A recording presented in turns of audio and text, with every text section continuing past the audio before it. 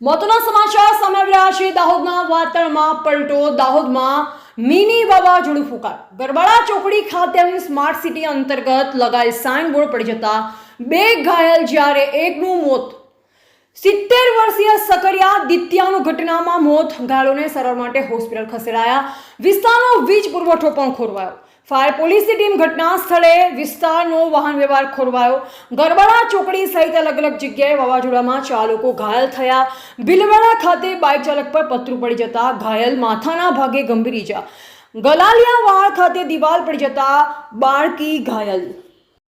હાલમાં ખૂબ જ ભારે માત્રામાં પવન ફૂંકાવાને કારણે ગરબાડા ચોકડી ઉપર જે રોડનું સાઇનેજ બોર્ડ લગાડ્યું હતું એ બોર્ડ છે એ મૂળિયામાંથી ઉખડી અને પડી ગયું હતું। પડવાને કારણે 3 લોકોને ઇન્જરી પહોંચી છે। એમાંથી એક વ્યક્તિને થોડી ઈજા વધારે ગંભીર હોવાનું જણાવ્યું છે। બાકી લોકો સારવાર માટે જયા છે। અત્યારે ટ્રાફિક છે અહીંયા બ્લોક થઈ ગયો છે। ટ્રાફિકને ડાયવર્ટ કરવામાં આવેલો છે।